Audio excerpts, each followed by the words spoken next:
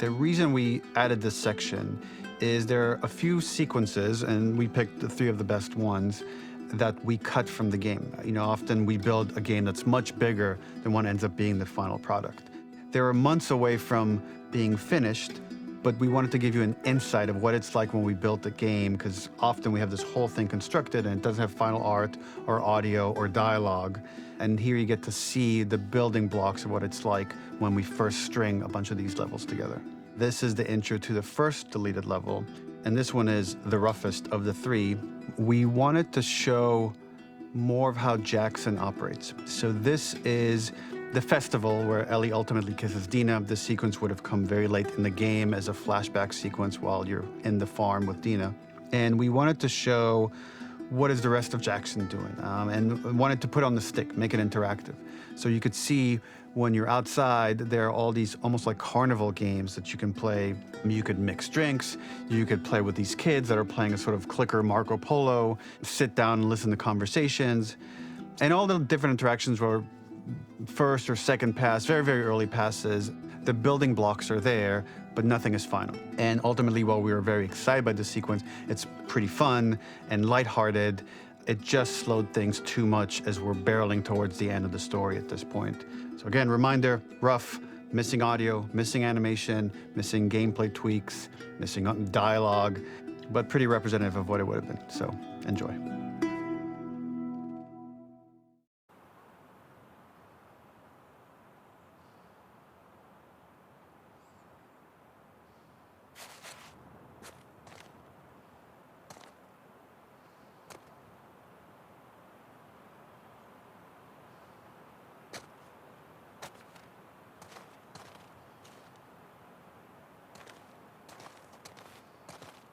Originally, this level was going to transition us to farm. We would go all the way through to the dance, where Ellie and Dina share their first kiss. Then we would play through farm, and when Ellie plays the guitar at night, she would remember the Seth incident. So, the opening for this was a little tricky.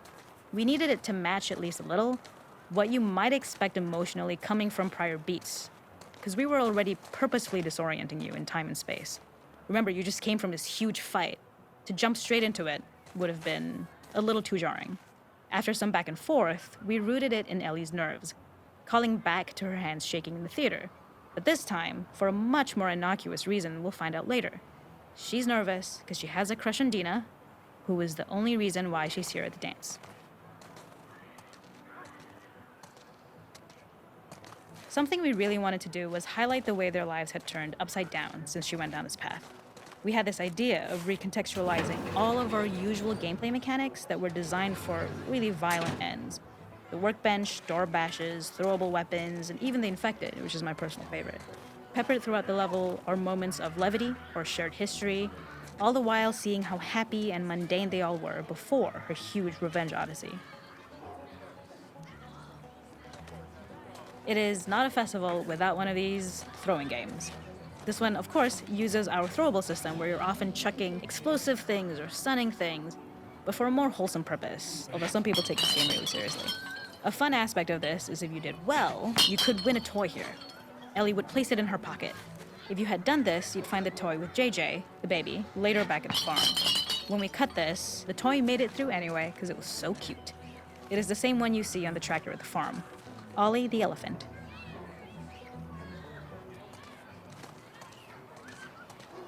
The makeup artist is pretty simple. It's one of those little in-game scenes we peppered in to make it feel like Ellie had roots in the town. Hallie, our writer, mentioned that in her mind, an ex-girlfriend of Ellie's tattooed her arm to cover up her scar.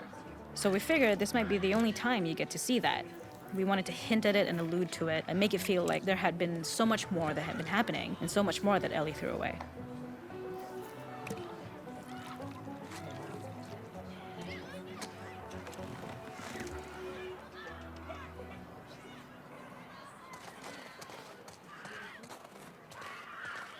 This is one of my favorite sections because I think that it achieves both the slice-of-life aspect of Jackson while also being a stark reminder of how dark the world that they live in really, really is. To attract attention and curiosity, one of the kids was supposed to make this adorable, messed up little clicker impression, and the others would giggle. We tried a version where if you got close enough, the kid might try and follow you a little before turning back.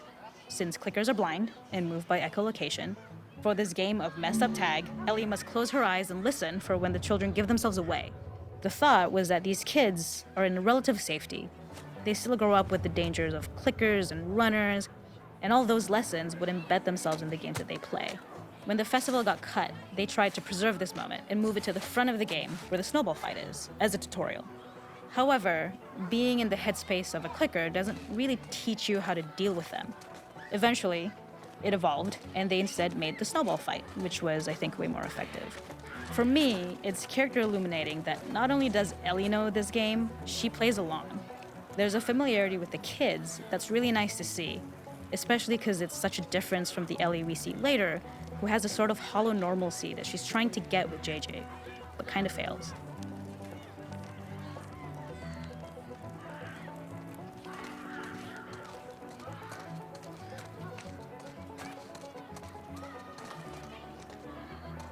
There's a hidden spot at the back that was just a bit of fun. It was highlighting Jackson's normalcy with something we would find in a real world. In the back, you would find teenagers finding some alone time with each other in a dark corner of a party. It was rewarding the player for peeking into a hidden corner, but ultimately redirecting them back to the festival. We also had versions of them smoking weed here, despite Maria's consternation, probably having gotten it from Eugene.